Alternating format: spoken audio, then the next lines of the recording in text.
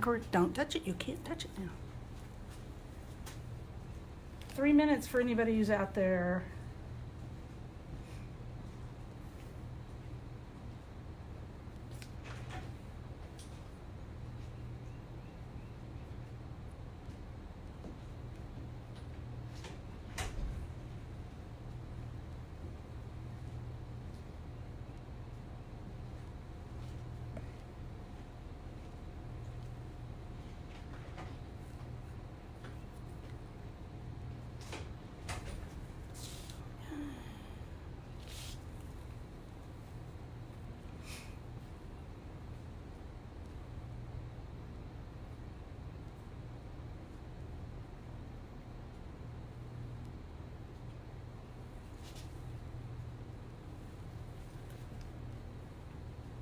Okay. By Jove, I actually think I can see myself at this point. Okay. Is there anybody there yet?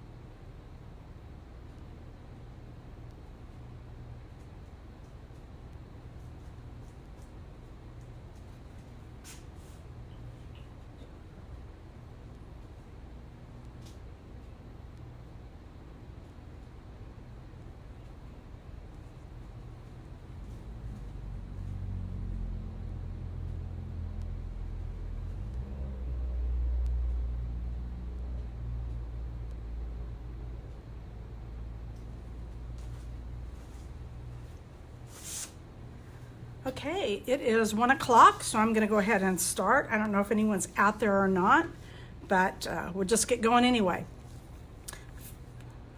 First thing we need to talk about is the fact that it's been really raining here a lot. It's really humid, so my stuff didn't get all the way dry last night. I had it out sitting out in the sun, but that hasn't been effective enough, so I'm going to have to be really careful with here. And what I did with this bottom part, with the landscape part here, I went ahead and used that tissue, the old dress patterns, and I really liked that, but it wasn't, I didn't have enough depth with it. So I went back with some soft gel gloss, and now that I know that everything's backwards in this video, anyway, this is golden soft gel gloss. You could have done this, I could have done it with glue, I could have done it with a soft gel mat, I could have done it with any number of things. But I put some of this down here, and even though it looks white right now, it will dry clear. And then I sprinkled some of these Matisse dry medium glass beads on here. I think I got these on Amazon, but I could be wrong. And there's different sizes of these available. I just had a whole bunch of them, so I decided to just throw them on here, what the heck. And then I think when I'm finished with the coloring here, what I may do is run a bead of glue right around the sun and sprinkle some of these Matisse beads into that as well, just to add a little bit of continuity going on here. Because my tree is not as dry as I would like it to be, I'm going to change up the order in which I would normally do this. I would normally paint the tree first and then the background. Tree's not dry, so we're going to change it up. I'm going to go ahead and show you how to put the moss on for the foliage. And then when as it's drying, I'm going to come back and put my first layer of paint on here. And coming back to the foliage a bit, I think that when everything is dry and we get to it, that I may go ahead and add some foliage in here to this bottom part, although I'm going to paint the bottom first before I get to the foliage. But that may tie these two sections together and give me the depth and 3D-ness that I would really want. The moss is very, very messy. Okay, on this, the way we're going to do the moss is I have taken my Liquitex gloss medium and varnish and poured some into this recycled container here.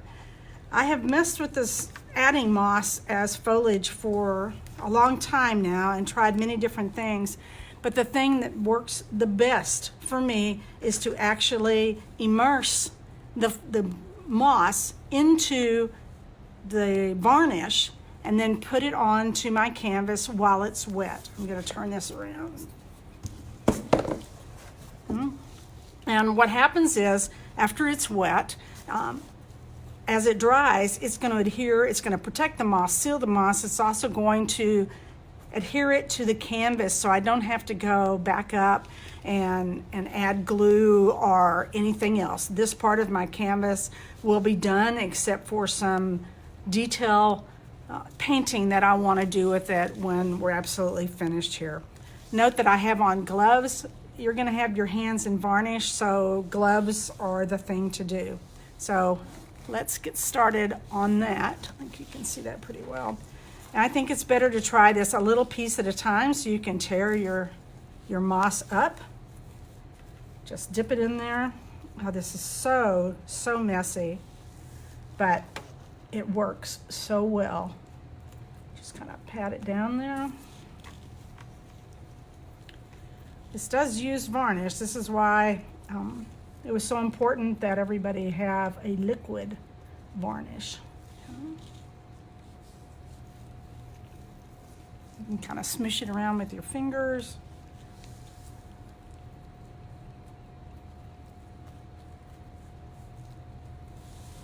You can see why I've got these gloves on, huh? Okay. I'm really squishing the varnish in there so that it's not just sopping wet when I put it on my canvas.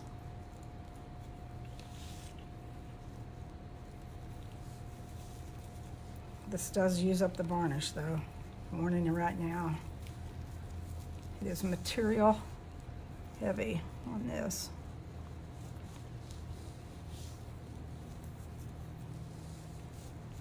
And you can see it's kind of squishing out here, so that'll help me out as I put my colors, my moss colors in there.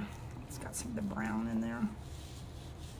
There's also a moss, well, it's not really moss, it's actually stuff they use when they're making model cities and stuff, people that do that miniature stuff.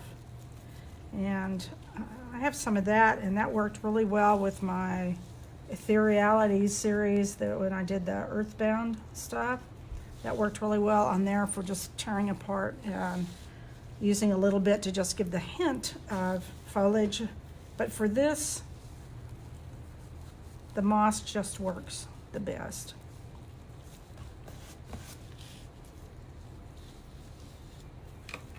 Obviously, you're not going to be able to pour this back into your varnish container. And it doesn't matter. See, I've got little places where it's peeking in, where the white is peeking through. That's fine. Hey, let's see. I see Darlene, Carolyn, Cindy, Holly, Mona. Yeah, very good. Okay, good deal. Glad you're here. Carolyn her husband took her moss shopping in the woods. So she actually has real moss that she's using on this, which is really, I'm anxious to see how that looks. Okay. Okay.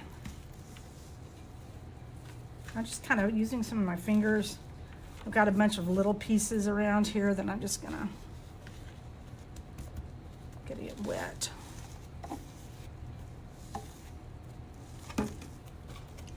Okay, I'm gonna need some more moss. This is stuff you can just get it wherever, online. On Amazon, I've actually bought a big box of the stuff. I'm just using up what I had left in bags. And I really am trying not to have to pour any more varnish in here, so you can see what I'm doing. Soaking it all up here. And if it comes to that I have to add some more after this is dry, then so be it. Kind of pat it down. You may need to come back with a brush and add a little more varnish, but it's going to shed a little bit. That's normal and it's not a big deal. Okay, once you've done that, just kind of wipe your varnish off the edges. And at that point, I don't work well in gloves, so my hands are always covered with paint because I don't like working in gloves very much, but that varnish, yuck. Okay, so what we're going to do now, while that's drying, we're going to put a first layer here down on the crackle paste. And as you can see, the crackle paste turned out really well, really well. So we can start on that. We're going to have to this is going to have to dry overnight. I still need one more day of drying on my modeling paste here, and I'm going to need another day here. I really want to make sure that that gel medium is dry before I put paint over it. Okay, so getting this out of the way, get my water here. I have, for this part of it, I have liquid watercolors. These are Blick liquid watercolors. Saks Art has liquid watercolors. I'm sure there's many different brands. I just had these and I like them. They go a long way. They're undiluted. Okay, this is just, I use them straight. And I have, other than that, I also have my, I have my primary elements. These are the art pigments. These are dry pigments that are water activated, which means they react like watercolors. So when I get to the end and I start sealing it with varnish, my color's going to move around a little bit, but that's okay. I don't mind that. So what I'm going to do here, I'm just going to put a thin line of orange around there. Before I do that, water. I use water all the time. Some people like to wet the surface with a brush. I'm lazy. I just would rather use water. So then I just dip my brush right in there. I don't want a lot of the orange.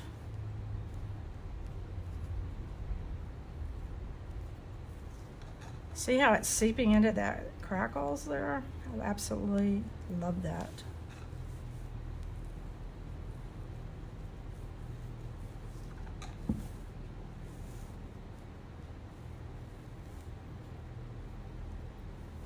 Okay, it's about as orange as I'm going to get there. Then I'm going to go with my yellow.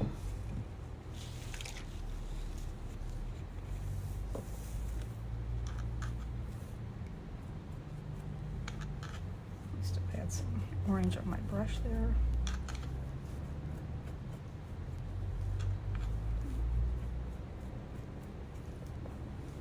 And because I sprayed water on my canvas, the yellow is already seeping out into those cracks, which is what I want it to do.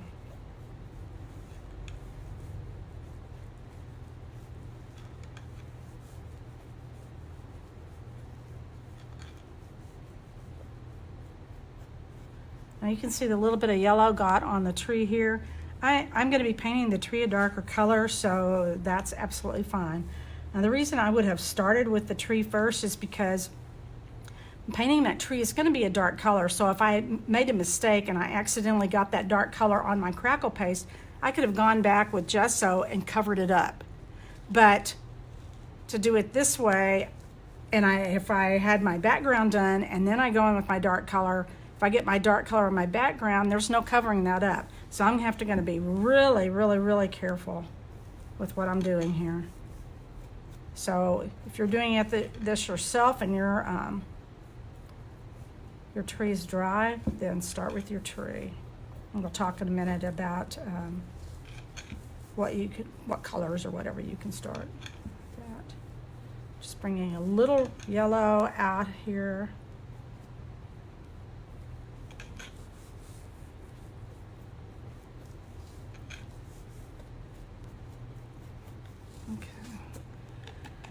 Note to self, always put the lid on your watercolors. If you don't, you're gonna be sorry. Okay, my canvases are always sopping wet because I use a lot of water when I paint. I use the water to help me do the blending. It's just what I do. Okay, got orange. Now I'm going to go with a magenta. I'm not a red person. Actually, I'm not an orange or yellow person either, but yeah, it is what it is. I prefer to put my emphasis on with the purples and pinks. So this is a magenta that I'm allowing to mix in.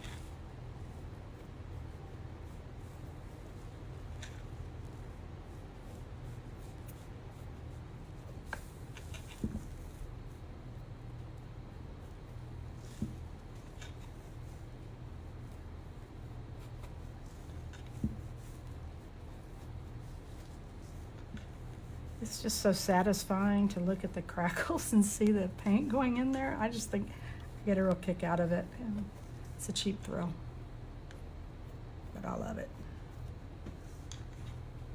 I've loved crackle forever.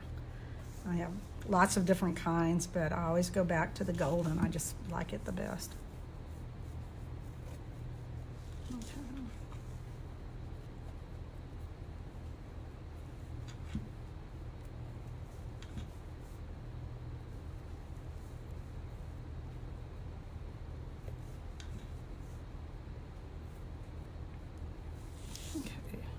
Squirt it.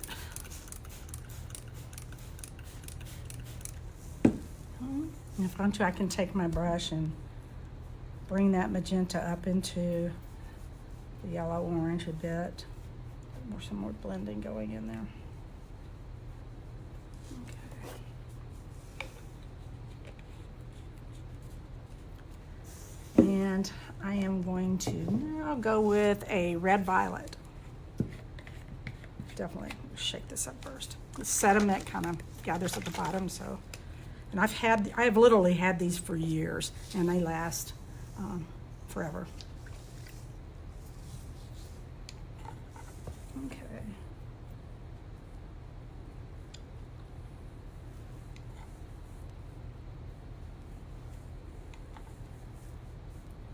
There's little pieces of the moss in there. That's okay. It'll fluff off when it's dry. Texture. It's all about texture.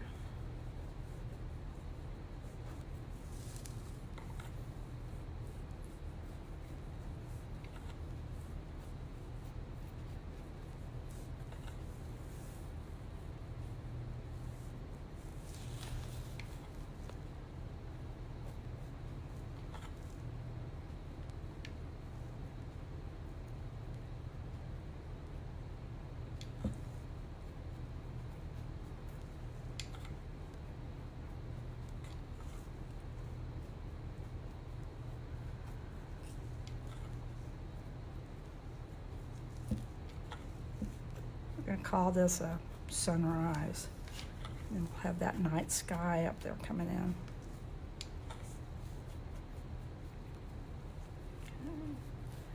Okay. Again, use your brush to kind of bring that up into your magenta and your yellow. Okay.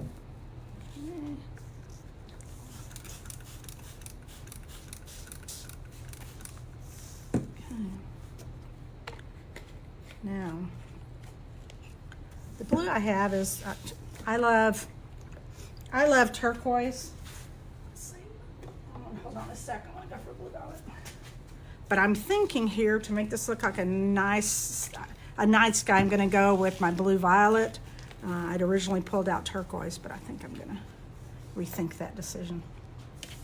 Okay, let's see what this beauty looks like. Ooh, yeah. Just a touch of it down here.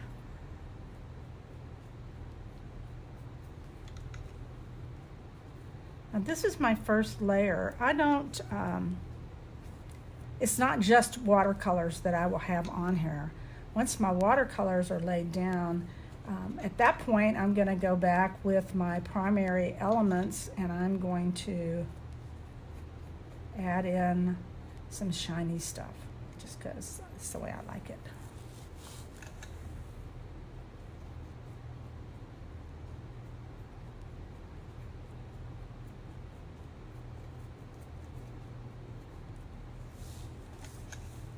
And then this all has to dry.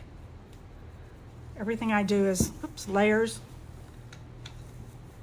which means a lot of drying time, especially because I use such a wet canvas. But I love the look, and it enables me to get a really vibrant color scheme going on.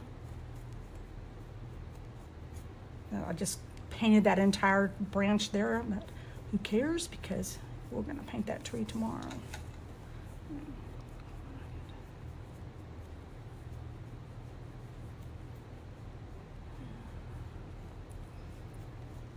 One thing I love most is the interaction of the colors, how they blend into each other and create different colors.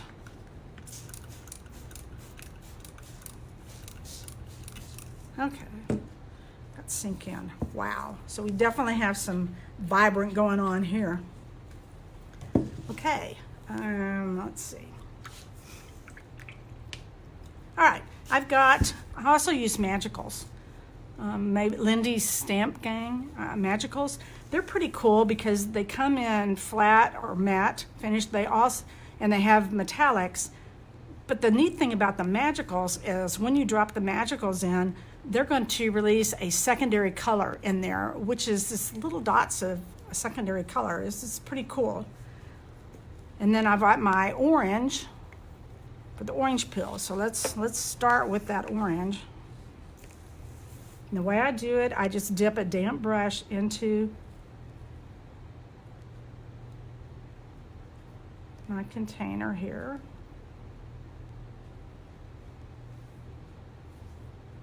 These jars are big. They will last you a long time. Okay. Let's see.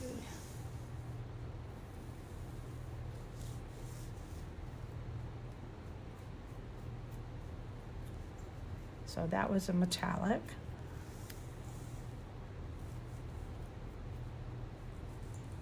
All this stuff that we're putting on right now is water soluble. So even when it dries, I'll be able to re-wet it and work it and add in. A lot of times I'll come back with maybe a golden fluid, or maybe I'll come in with I think I told you guys on materials that Color Art used to make these Vivids, ultra metallics, and it's just the primary elements mixed into something like soft gel medium. So you can do it yourself. This is a really vibrant yellow.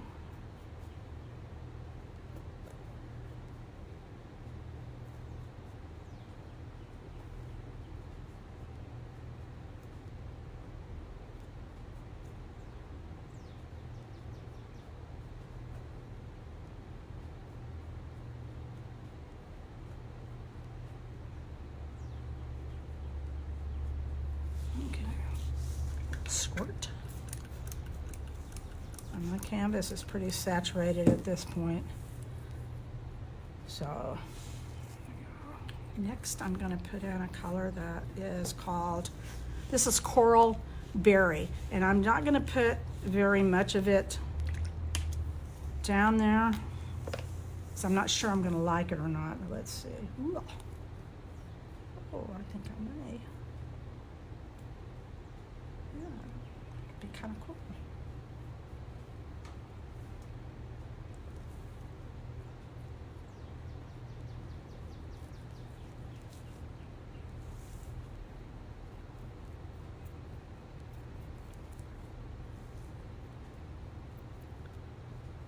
Most people use this stuff like these primary elements and stuff with the binder.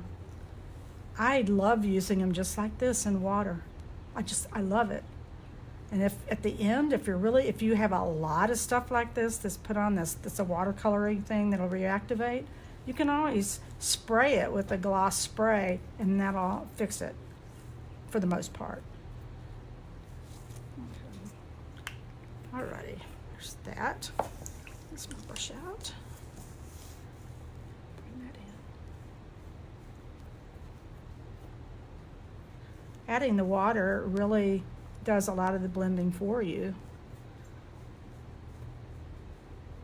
But when this is dry tomorrow, I'll come back and I will want to add more. You don't want there to be a color separation here. Here's the orange, here's the yellow, here's the coral. So it's important to go back in and pick up some of that earlier color and bring it out, or bring some of your later colors back in.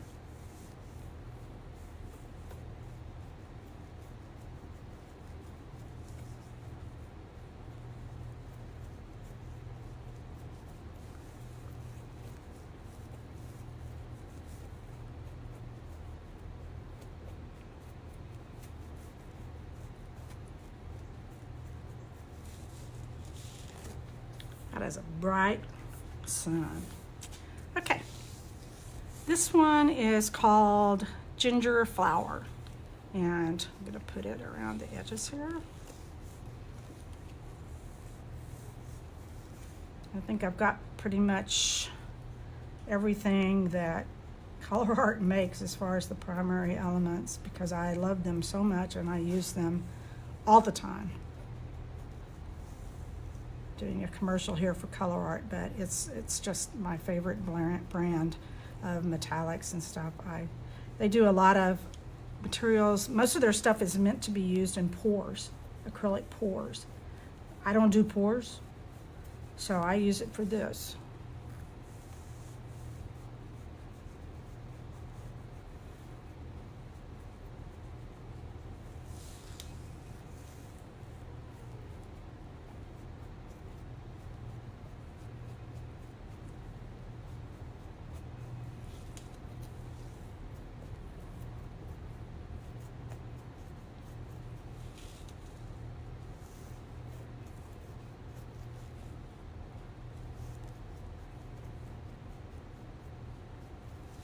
See, these classes are pretty short because of the layer thing. This is how I work at home. I work in layers. So once I've done something, then it goes on the drying rack, and that's where it stays till the next day, which is why I have so many things in progress. People ask, do you ever sleep? I get that question a lot, actually, but since I work in layers as I do, when things get finished, they all get finished at the same time. Okay. Now I can kind of direct, see how I'm using the spray of the water to kind of direct that down into there and blend.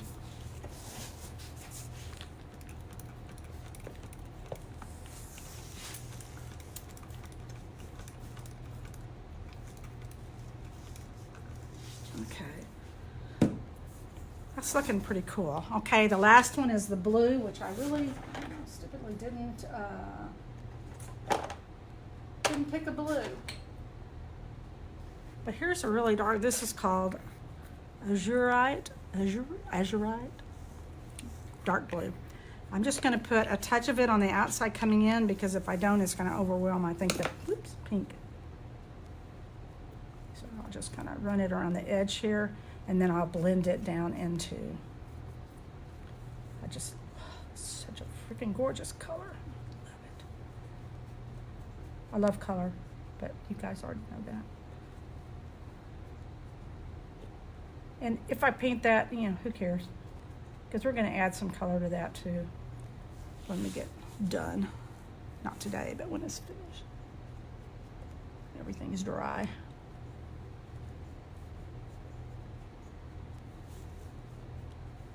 Bring a touch of it in here. See how that's creating such a lovely secondary color there? Yum, yum, yum.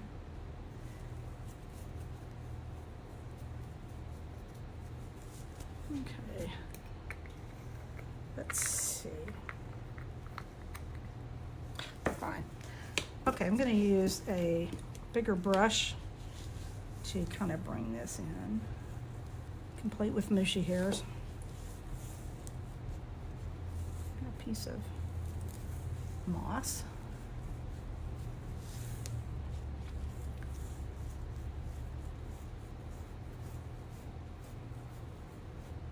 Look at that, those colors are mixing in now. Ooh, yummy.